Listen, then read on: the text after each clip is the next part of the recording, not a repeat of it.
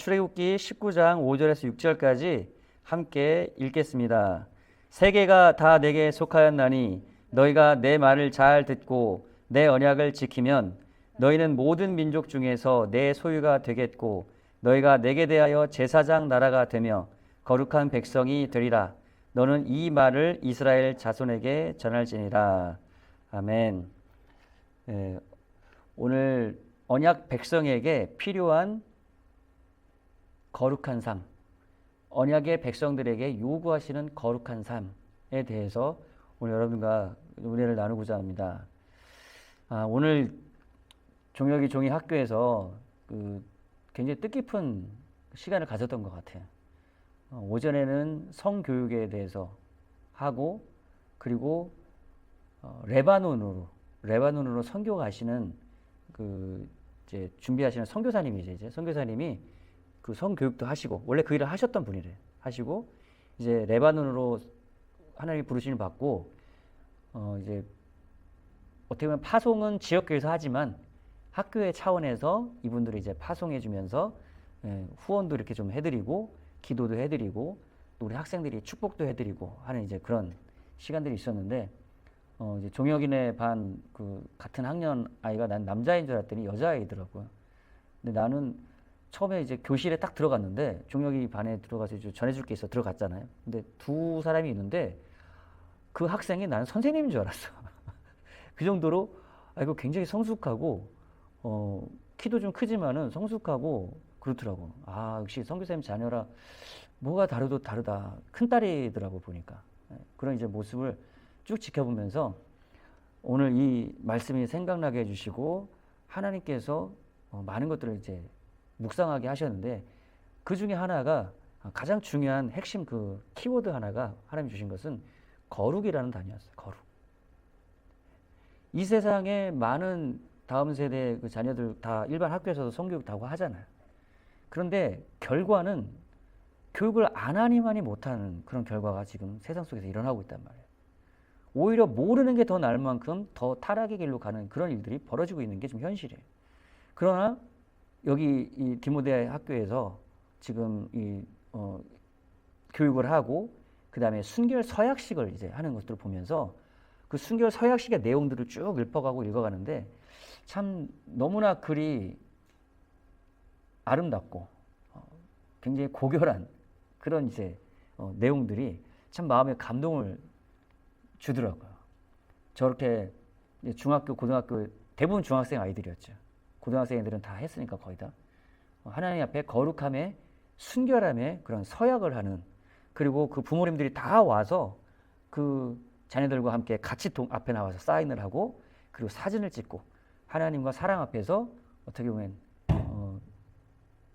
증거를 삼는 그런 이제 모습들을 보면서 참 세상의 어떤 교육과 학교와는 너무나 참 다른 모습들을 이제 보면서 저것이 바로 구별됨, 거룩한 삶이다 라는 것을 우리 다음 세대의 자녀들의 그런 모습들을 보면서 생각을 했어요.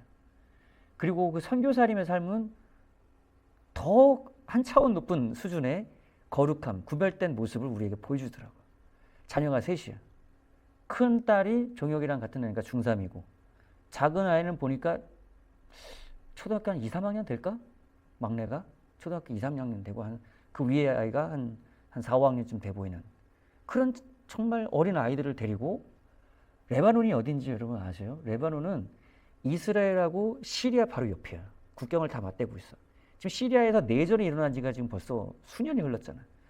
그래서 시리아에서 내전이 나고 이스라엘은 아직도 지금 전쟁 중이고, 그 전쟁의 그런 위험 속에서 그 어려움의 그런 상황들과 전쟁의 그런 모습들의 전쟁의 그런 환경들을 피해서 수백만의 난민이 발생해서 레바논에서 지금 떠돌고 있다고요. 그들 가운데 어떤 사람이 폭도로 변할지도 모르고, 그리고 너무나 비참하고 불쌍한 사람들도 정말 많은 이런 상황인데, 그렇게 가난하고 헐벗고 불쌍한 그런 사람들 가운데서 예수님의 그 사랑과 예수님의 섬김의 모습을 그들에게 나타내주고 보여주고, 그것을 통해서 그 삶을 통해서 예수를 또 예수의 그 사랑과 그 복음을 전하는 그 일을 하기 위해서 하나님 부름을 받고 지금 한 가족이 가는 모습을 보면서 이 세상에 살아가는 사람들의 가치와 삶과는 너무나 다른, 오늘날 수많은 기독교인들도 많이 있지만은 그렇게 자기의 삶들을 뒤로, 편안한 삶들을 뒤로 하고 가장 어렵고 힘든 건 삶의 환경으로 가서 그런 섬김의 삶을, 섬김의 그런 모습을 보여주는 그런 사람들을 참 찾아보기 힘든 시대잖아요. 다 자기의 유익을 위해서 공부하고 다 가족의 유익을 위해서 직장 생활하고 살아가지, 어떻게 그렇게 불쌍하고 힘들고 어려운 사람들의, 연약한 사람들을 위해서 그들을 섬기기 위해서 살아가는 사람들이 너무나 보기 힘든 시대잖아요. 그런데 그분들이 그러한 거룩한 삶, 거룩한 삶이라는 건 구별되다는 삶이죠. 세상 사람들과는 다른 구별된 섬김과 사랑의 삶을 보여주고 계시더라는 거예요. 저는 그거 보면서 다음 세대 자녀들과 그 다음에 이제 다 큰 성인이 돼서 실제 그 자녀들을 이끌고 그런 섬김의 구별의 모습들을 보여주는 그 가정의 모습 보면서 참 마음속에 많은 감동과 함께 저의 삶을 많이 돌아보게 되더라고요. 나는 과연 목회자로서 그러한 섬김의 본을 보여주고 있는가? 구별된 삶을 과연 세상 사람들이 볼 때 저 사람들은 참 다르다. 교회 와서 주일날 와서 예배 드리는 거 외에 정말로 참 그 삶이 세상에 우리가 살아가는 삶과는 뭔가 다르다라고 하는 것을 우리가 보여주고 있는가라는 것들을 생각하게 되더라는 거예요. 왜냐하면 그것이 우리가 하나님으로부터 부름받은 부르심의 사명이에요. 이스라엘 백성들이 바로 그러한 사명을 받았던 거예요. 온 열방 가운데 하나님은 이스라엘을 모든 민족의 장자로 택해서 열방 가운데서 그들을 끌어내서, 애굽에서 그들을 이끌어내서 하나님의 소유와 하나님의 백성으로 삼아 주셨다는 거예요. 오늘 읽은 본문이 그런 거예요. 네가 모든 민족 중에서 내 소유가 된다는 거예요. 모든 민족이 사실 하나님의 원래는 소유였어요. 사람들이 다 하나님부터 나왔기 때문에 아담의 후손이잖아요.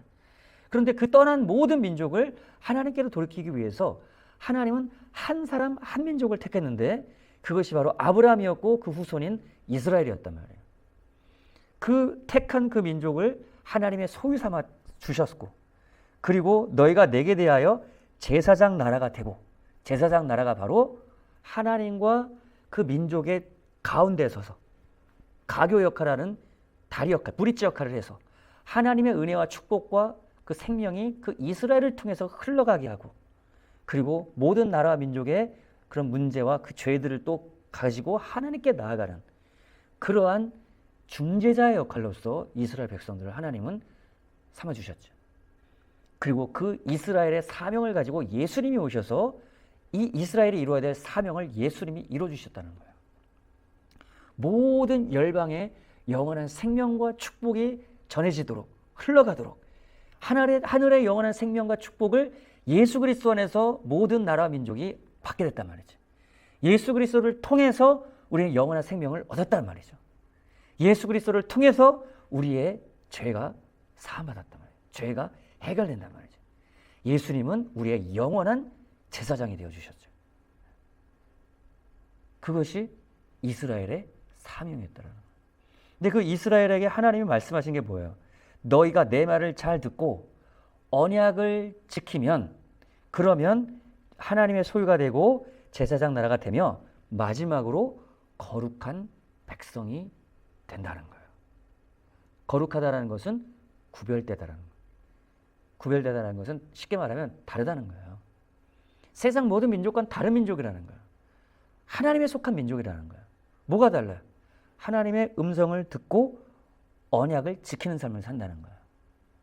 우리는 세상의 목소리와 세상의 가치를 따라 살아가는 것이 아니라 하나님의 목소리를 따라 하나님의 뜻을 따라 살아가는 것을 우리의 삶의 인생의 가장 큰 가치로 여기는 사람들이라는 거예요. 그것이 바로, 그러한 사람들이 바로 언약 백성이에요. 하나님의 백성이에요. 하나님의 사람들이에요. 그것이 이스라엘의 사명이었고 오늘날 교회, 새 언약의 백성인 교회의 사명이라는 것이에요.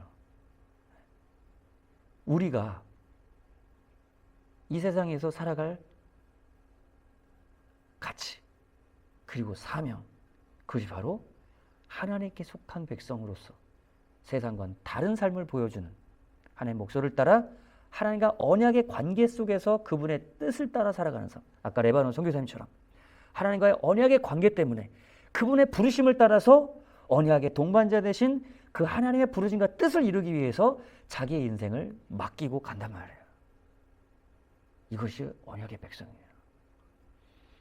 오늘날 새 언약의 백성도 마찬가지입니다. 예수님이 우리를 자신의 피로 예수님의 피로 언약의 백성 삼아 주셨어요. 새 언약의 백성으로 교회를 삼아 주셨어요. 저와 여러분은 새 언약의 백성이 됐단 말이에요. 그리고 예수님은 우리와 함께 하시겠다는 거예요. 모든 족속으로 제자를 삼아 아버지, 아들과 성령의 이름으로 침례를 주고 내가 너에게 분부한 모든 것을 가르쳐 지키게 해라. 볼지어다 세상 끝날까지 내가 너희와 항상 함께 있으리라 하시니라. 누구와 함께 하신다고요? 하나님의 언약 백성들과 하나님 예수님이 주신 그 명령을 따라서 살아가는 자신의 백성들과 사람들과 하나님은 함께 하시겠다는 거예요. 우리에게는 그러한 언약과 사명이 우리에게 있는 거예요. 교회에게 바로 이러한 예수님과의 언약이 있고 예수님 주신 사명이 있는 것이에요. 기독교인, 교인이, 크리스찬이 그냥 주일날 교회 한번 오고 좀 더 오면 금요일로 한 번 더 예배드리는 그렇게 해서 크리스찬이 되는 것이 아니라 예수의 사람들은 예수님과 이런 언약을 가진 사람들이기 때문에 예수님의 뜻과 부르심을 따라서 예수님이 우리에게 주신 사명을 따라서 살아가므로 세상 사람들과 다른 구별된 그런 삶을 우리는 세상 속에서 보여주게 되는 것이죠. 예수님 우리에게 말씀하셨지. 내가 너희를 사랑한 것 같이 너희도 서로 사랑하라 라고 얘기하시죠. 그것이 바로 교회 공동체예요. 예수님은 죽으시고 부활하 승천하시면서 복음서마다 4가지 각 명령을 주셨죠. 마가복음에는 만민에게 복음을 전파하라. 마태복음에는 그렇게 복음을 들은 사람들에게 예수님의 제자를 삼아라. 누가복음에는 이 일을 하기 위해서 너희는 성령의 권능을 받아야 된다. 그리고 요한복음에서는 그러한 성도들을 목양할 것을, 양육하고 돌볼 것을 말씀하셔 주셨어요. 그 전에 새 계명으로 주신 것은 단 하나예요. 그것은 Great Commandment. 하나님이 예수님의 지상 대명령이에요. 근데 우리 공동체에게 주신 계명은 뭐냐? 내가 너희를 사랑한 것 같이 너희도 서로 사랑하라. 우리는 개척교회이기 때문에 뭐 이 정도면은 참 그래도 많은 것들을 가졌지만은 개척교회이기 때문에 뭐 사실 가진 게 별로 없어요. 근데 교회가 커서 많은 것들을 갖췄던 그렇지 않든 상관없이 교회가 꼭 있어야 될 교회의 본질은 예수님 말씀하신 서로 사랑하고 섬기는 사랑과 섬김의 공동체가 바로 교회의 본질이라는 거예요. 다른 거 다 없어도 이것이 있으면 예수님은 기뻐하시고 그러한 교회를 예수님은 축복하실 거예요. 우리 킹스게이트 교회가 그런 교회가 되길 원합니다. 정말 다른 거 없어도 물론 많은 사람 섬기기 위해서 많은 것들 준비하고 갖춰서 많은 영혼들을 살리기 위해서 필요하다면 해야겠죠. 그러나 없을지라도 우리는 서로 사랑하고 섬기는 예수님의 사랑의 본질을 가지고 있어야겠다. 그리고 예수님과의 언약의 백성과 공동체로서 예수님의 부르심과 뜻을 따라서 그 언약이란 말 자체가 그런 뜻이에요. 구약 성경에 언약을 맺으면 창세기 15장 보면은 아브라함과 하나님 언약을 맺을 때 동물을 반으로 쪼개잖아요. 언약이라고 하는 그 히브리어가 베리트라는 단어예요. 베리트라는 단어는 쪼개다라는 뜻이에요. 언약의 의미가 바로 쪼갠다는 의미인데 뭘 쪼개냐? 동물을 쪼개므로 피의 맹세를 함으로써 그 두 공동체가 서로 결속의 관계가 되는 거예요. Binding Agreement라는 서로 결속된 관계가 바로 언약의 관계예요. 오늘날은 그것이 결혼한 부부의 관계가 그렇게 되죠. 서로 결속된 관계로서 남편과 아내가 서로 하나가 되잖아요. 남편의 문제, 아내의 문제가 서로 자신의 문제인 것처럼 서로를 돌보고 서로 사랑하고 섬기고 하나 되는 그런 관계가 바로 부부란 말이에요. 예수님과의 언약의 관계도 마찬가지인 거예요. 예수님과 우리는 결속된 하나된 관계이기 때문에 예수님의 관심이 우리의 관심이 되는 것이고 예수님이 주신 이 세상을 향해서 하시고자 하는 하나님의 뜻이 바로 우리의 뜻이 되는 것이고 예수님의 소원이 바로 우리의 소원이 되는 것입니다. 그렇기 때문에 우리의 문제를 또한 예수님도 우리와 함께 해주시고 우리의 모든 환경과 여건들을 예수님이 해결해 주시면서 그분의 뜻과 그분의 계획들을 우리를 통해서 펼쳐가게 하신다는 것이죠. 그것이 바로 언약의 관계라는 거예요. 저 여러분이 예수님과 이런 언약의 관계를 이룰 때에 우리는 세상이 감당하지 못할 그런 사람들이 된다. 다윗처럼 골리앗 앞에서도 두려움이 없는, 왜냐하면 나의 언약의 동반자 되신 예수님, 만왕의 왕이요 만주의 주이신 그분이 나와 함께 하시기 때문에 만왕의 왕이신 모든 이 나라 민족의 왕들이 많은데 그 모든 만왕 중에서 다스리는 왕이 계신데 그분이 나의 언약의 파트너가 되신다. 나와 함께 하신다. 그것이 교회라는 것이 어마어마한 축복과 은혜와 사명이 우리 교회에게 있습니다. 오늘 이 시간 기도할 때 내가 교회에만 다니지 예수님과 그러한 언약의 관계를 가지고 살아가고 있는가? 예수님의 뜻, 예수님이 우리에게 주신 부르심과 그 사명에 내가 결속돼서 내 뜻, 내 바람을 따라 살아가는 것이 아니라 예수님의 부르심과 예수님의 뜻을 따라서 살아가는 내가 되게 하여 주시옵소서. 그럴 때 예수님 나와 함께 하시고 예수님 나의 삶을 돌봐주시고 나의 문제가 왔을 때 예수님이 기도할 때 해결해 주시면 예수님 나를 통해서 하나님의 거룩한 뜻을 펼쳐가시는 이 세상 사람들과는 너무나 다른 하나님께 속한 그렇게 구별된 삶으로 이 세상에 빛을 나타내는 그러한 거룩한 공동체 하나님부터 구별된 나의 삶이 되게 하여 주시옵소서. 같이 통성으로 기도하겠습니다.